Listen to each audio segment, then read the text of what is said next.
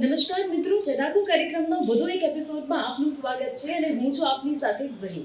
ચટાકો કાર્યક્રમમાં મિત્રો જ્યારે આપણે દર શુક્રવારે મળીએ છીએ એક નવા સ્વાદના ચટાકા સાથે રાત્રે 9 વાગે, તો આજે અમે લઈને આવ્યા છે મહારાષ્ટ્રીયન ફૂડનો ચટાકો. આ ચટાકોમાં આજે આપણે મહારાષ્ટ્રની ફેમસ ડિશ જે છે એ બનતા પણ જોઈશું, તે કઈ રીતે બને છે એ પણ જાણીશું અને હા, સાથે એનો સ્વાદ પણ માણીશું.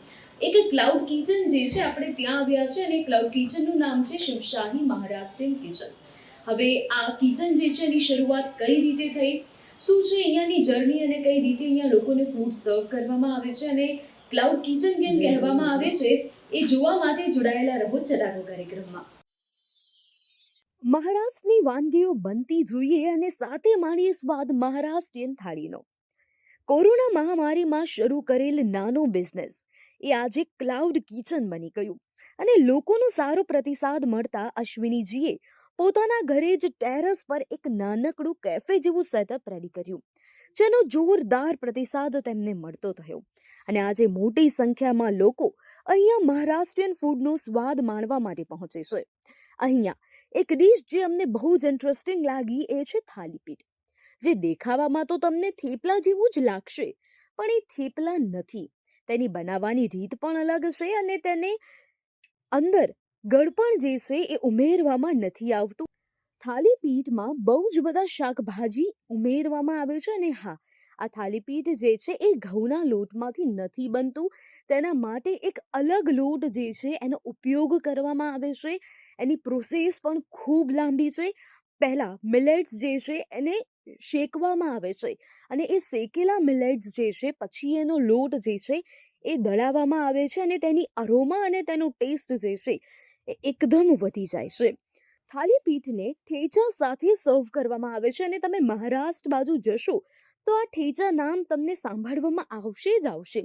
હવે આ ઠેચા શું છે, કઈ રીતે તે બનાવવામાં આવે છે, જાણીએ અશ્વિનીજી પાસેથી. ये किचन मैं 3 साल से चला रही हूँ और यहाँ पे मेरा पहले टेक अवे चल रहा था और उसको बहुत ही अच्छा रिस्पॉन्स था. तो लोगों ने मुझे कहा कि आप डाइनिंग भी चालू करो. कितने सारे लोग तो घर में बैठ के खा के जाते थे, इसलिए हमने हमारी टेरेस थी तो उसको इनोवेशन करके हमने छोटा सा कैफ़े रेस्टोरेंट जैसा हमने बनाया है. और यहाँ पे सब पूरा महाराष्ट्रियन खाना मिलता है, मतलब महाराष्ट्रियन ये स्पेशलिटी है. मेरे यहाँ का ये थालीपीठ की डिश है. ये थालीपीठ के साथ ठेचा सर्व किया जाता है. और थालीपीठ मेनली जो मिलेट्स है, अभी ये मिलेट ईयर है तो ये जो मिलेट्स है बाजरी, ज्वार, रागी, तो उसका जो आटा होता है उसको भाजनी का आटा बोलते हैं. मराठी में उसको भाजनी बोलते हैं. एक्चुअली उसको रोस्ट करके फिर वो आटा बनाया जाता है अलग तरीके से. तो वन टाइप ऑफ थेपले जैसा होता है ये, पर इसका टेस्ट थेपले से पूरा अलग होता है और बनाने का तरीका भी इसका अलग है. तो ये हेल्थ के लिए बहुत ही अच्छा होता है और इसमें काफ़ी सारी सब्जियां जाती है. तो आप डाइट में भी इसको खा सकते हो और ऐसे भी बच्चे कोई सब्जियां नहीं खाते तो आप सब्ज़ी इसमें ऐड करके फिर आप ये बना के खा सकते हो. और इसके साथ ये ठेचा होता है, इसमें लहसुन, मिर्ची और अदरक, सिंगदाना, तो उसका ये ठेचा बनाया जाता है. पत्थर के इसमें पीस के वो ठेचा बनाया जाता है. तो इसका टेस्ट भी मतलब पूरा ऑथेंटिक महाराष्ट्रियन ही है.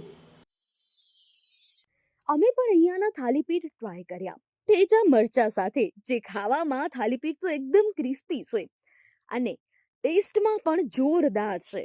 તેમાં ઉમેરવામાં આવેલા વેજીટેબલ્સ જે છે તે તેના સ્વાદમાં વધારો કરે છે. અને હા, આ ગુજરાતી થેપલાથી તો તદ્દન અલગ જ એક ડીશ છે જેને થાલીપીઠ કહેવાય છે. ઠેચા મરચા વિશે જણાવું તો ઠેચા મરચા આમ તો થોડા તીખા લાગી શકે છે જે લોકો તીખા નથી ખાતા એ લોકો માટે, પણ હા, એટલું તો કહીશું જ કે આ બંનેનું કોમ્બિનેશન જે છે એ એકદમ પરફેક્ટ છે. મહારાષ્ટ્રની ફેમસ વસ્તુઓ વિશે આપને મિત્રો જણાવીએ તો નામ ગણાવતા ગણાવતા જ મોંમાં પાણી આવી જશે. પણ હવે આપણે વાત કરવી છે ઝુણખા ભાખરી વિશે. આ ભાખરી કઈ રીતે બને છે, આ ભાખરી શું છે એ વિશે હવે આપણે જાણીએ. ઝુણકા ભાખરીમાં તમને બાજરાના રોટલા સાથે ચણાના લોટમાંથી બનેલી પિઠલ જે છે એ સર્વ કરવામાં આવશે અને સાથે જ આપવામાં આવશે ઠેચા મરચા. ये झुणका भाकरी की डिश है हमारी। तो इसमें ऐसी इतनी बड़ी साइज़ की ये भाकरी आती है। ये झुणका होता है। झुणका मतलब बेसन के आटे से बना हुआ ये झुणका होता है।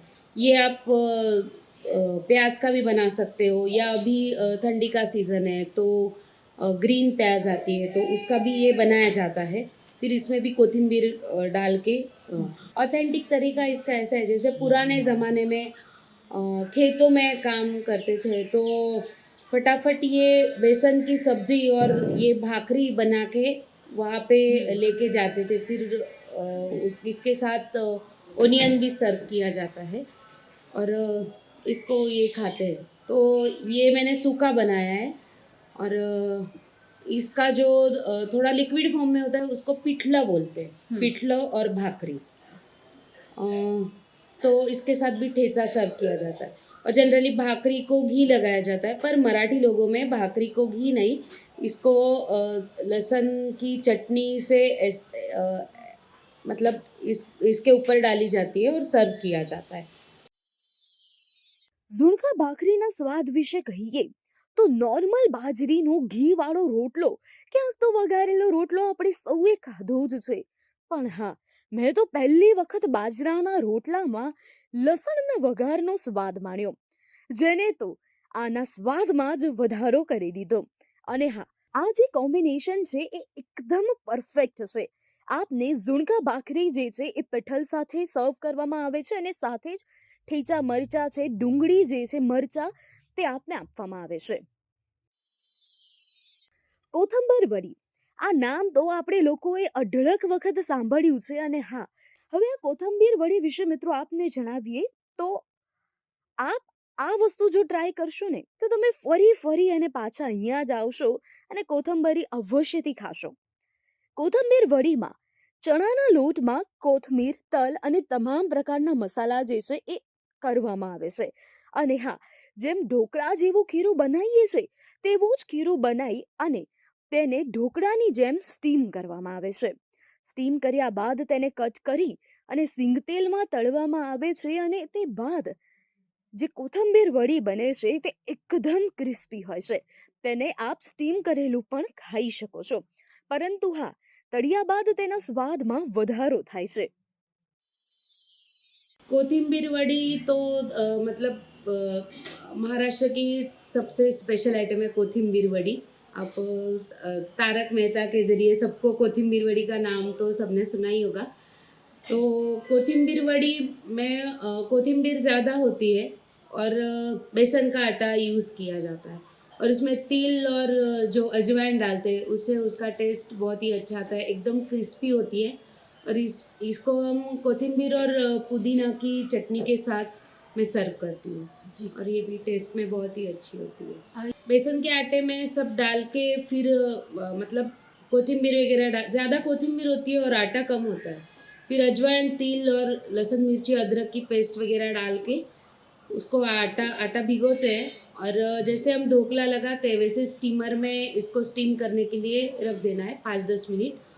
और इसके बाद ठंडा होने के बाद फिर इसको कट करके फिर इसको धीमी आंच पे थोड़ा मतलब मीडियम आंच पे तला जाता है। तो इसका क्रिस्पनेस बहुत ही अच्छा होता है। आप देख सकते हो ये इसके ऊपर ये तिल लगे हुए हैं, तो ये बहुत ही अच्छी लगती है। અહીંયાના સાબુદાણા વડા વિશે મિત્રો આપને જણાવીએ તો તેનો ટેસ્ટ અલગ છે. હવે એમ થશે કે સાબુદાણા વડા તો કોમન છે, પણ આનો ટેસ્ટ કેમ અલગ પડે છે? તો એ વિશે આપને જણાવીએ તો અહીંયા સાબુદાણા વડામાં સિંગદાણા જે છે એનો ઉપયોગ કરવામાં આવે છે. અને ફક્ત સાબુદાણા વડામાં કોઈ પણ પ્રકારના પીસેલા મસાલા જે છે એ નથી ઉમેરવામાં આવતા. સાબુદાણા, બટાકા, લીલા મરચા આટનો જ ઉપયોગ કરી અને સાબુદાણા વડા બનાવવામાં આવે છે. અને હા, તેમાં ઉમેરવામાં આવે છે ક્રિસ્પ માટે શિંગદાણાનો ભૂકો. અને હા મિત્રો, આ સાબુદાણા વડાને આપ ઉપવાસમાં પણ ખાઈ શકો છો, કારણ કે આમાં કોઈ પણ અન્ય પ્રકારના લોટ મસાલાનો ઉપયોગ નથી થતો. આ વડાને દહીં તડકા સાથે સર્વ કરવામાં આવે છે. દહીં તડકા એટલે વલોણેલા દહીંમાં જીરું અને લીમડાનો વઘાર કરવામાં આવે છે અને લીલા મરચા સાથે સર્વ કરવામાં આવે છે. बड़ा जो होता है वो उपवास के लिए उसका उपयोग करते हैं। इसमें साबूदाना तो है, उसकी खिचड़ी भी बनाते हैं, मगर ये वड़ा क्या ज़्यादा अभी पब्लिसिटी हुई है तो लोग वड़ा ज़्यादा खाना पसंद करते हैं। इसमें सिंगदाना का क्रशिंग करके फिर उसको सिंग तेल में तलने के बाद में उसको यूज़ करते हैं। उसके साथ में कोई चटनी भी देते हैं और उसका टेस्ट भी बहुत अच्छा लगता है। खाने में भी ये पौष्टिक है, इसमें कोई केमिकल या ऐसे किसी भी चीज़ का कोई इस्तेमाल नहीं होता है। अच्छा है, आप भी खा सकते हो। આપને હવે વધુમાં માહિતી આપીએ તો અહીંયાની થાળીઓ વિશે. જેમ સપ્તાહમાં 7 દિવસ છે, તેમ અહીંયા સપ્તાહની 7 અલગ-અલગ થાળી છે. અને હા, મહારાષ્ટ્રના અલગ-અલગ ભાગની સ્પેશિયાલિટી જે છે, એ દરરોજ જે સર્વ કરવામાં આવતી હોય છે. ત્યારે હવે એ જાણીએ કે કયા દિવસે કઈ થાળી સર્વ કરવામાં આવે છે અને હા, કેટલી વસ્તુ આપને તેમાં સર્વ કરવામાં આવે છે તે વિશે. तो उसमें हमने मंडे को हमारी शिव थाली होती है, तो उसमें खानदेश स्पेशल थाली होती है। खानदेश साइड मतलब जलगांव भुसावल वो जो साइड है धुलिया, तो वो साइड में जो खाना बनता है तो वो थाली हमारे यहाँ पे होती है। उसमें आपको पाटवड़ी की सब्ज़ी, सूखी भाजी और एक फुनके करके आइटम होती है। जैसे आपने कोथिंबीर वड़ी खाई, वैसे फुनके भी एक डिश होती है महाराष्ट्र। आप यहाँ पे आओगे खाओगे तो आपको पता चलेगा। तो वो होता है। फिर दाल भात एक स्वीट आएगा उसमें, और वो थाली होती है। और ट्यूसडे को हमारी सिद्धि विनायक थाली होती है, तो उसमें कोकण स्पेशल आता है। तो कोकण में जो स्पेशल है वो आएगा, उसमें तांदळाचे वडे मीन्स चावल के वडे बनते हैं। तो मतलब वो साइड की वो स्पेशलिटी होती है, चावल के वड़े होते हैं। और चना मसाले की सब्जी आती है उसमें। ऑथेंटिक तरीके से ब्लैक वटाना आता है। वहाँ की स्पेशलिटी ऐसी है कि उसमें ब्लैक कलर का वटाना आता है, उसकी सब्जी आती है।